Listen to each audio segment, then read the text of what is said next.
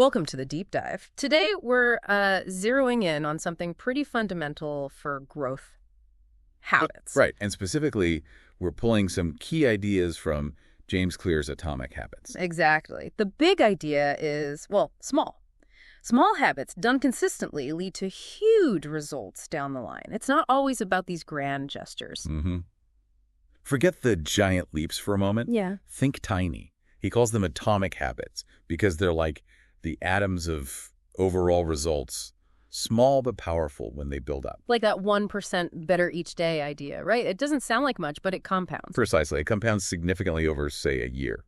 So the foundation for understanding this is the habit loop. Okay, the habit loop, break that down. Sure. It's 4 stages: cue, craving, response, reward. That's the basic pattern for, well, pretty much any habit. Cue, craving, response, reward. Can you give an example? Something every day? Yeah, easily. Your phone buzzes. That's the cue. Yeah. You suddenly feel that, urge to see what it is, the craving. You pick up the phone, unlock it, check the notification. That's your response. And the reward is finding out what the notification was. Or maybe just like the distraction itself. Exactly. Could be information, could be connection, could just be relief from the curiosity.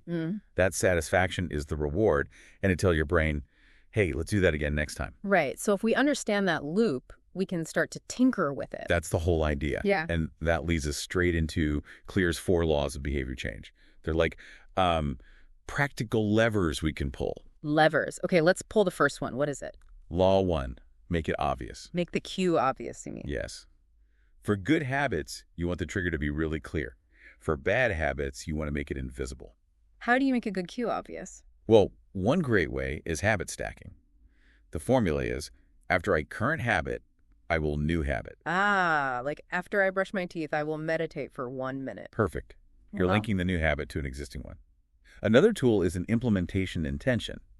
I will behavior at time and location. It makes it concrete. So plan it out. Make the cue unmissable. Got it. Law 2. Make it attractive. The more appealing a habit seems, the more likely we are to, actually do it. Makes sense. How do we boost the attraction? One way is temptation bundling. You pair an action you want to do with an action you need to do. Like only watch your favorite Netflix show while you're on the treadmill. Exactly that. Also, social environment plays a huge role. We tend to adopt habits that are praised or common among our peers. Yeah, if everyone around you runs, running seems more, well, normal and attractive. Okay, law 3. Make it easy. This is crucial. Reduce the friction. Make the habit as effortless as possible to start. Less effort, more likely to happen. How? The 2-minute rule is fantastic here. Scale down any new habit so it takes less than 2 minutes to do. So instead of read 30 minutes, it's just read 1 page. Precisely. Or do yoga becomes take out the yoga mat. Study for class becomes open my notes. You just want to master the art of showing up. Make starting ridiculously easy. That lowers the barrier so much. It's hard to argue with just 2 minutes. Okay, the final law. Law 4. Make it satisfying. Habits need to feel successful, especially right at the beginning. Our brains prioritize immediate rewards. But lots of good habits have delayed rewards, like exercise or saving money. True, so we need to find ways to bring a little immediate satisfaction. Habit tracking is a surprisingly effective tool here. Just checking off a box. Yeah, just seeing that streak grow, Yeah. making progress visible, it feels good. Gives you that little dopamine hit that says, keep going. Okay, so obvious, attractive, easy, satisfying. Those are the levers. But there was something else, too, about identity. Yes, absolutely. This is maybe the deeper layer. True behavior change is identity change. It's less about having a goal, like running a marathon. And more about being someone. Exactly. More about becoming a runner. When you start to see yourself as a healthy person or a reader or a punctual person, your habits start to align naturally with that identity. You're not just doing the habit. You are the kind of person who does that habit. So the focus shifts from the outcome to the type of person you want to become. And the habits are just like evidence of that identity. You got it. The small wins, the atomic habits, they cast votes for the type of person you wish to become. Wow. Okay, so putting it all together.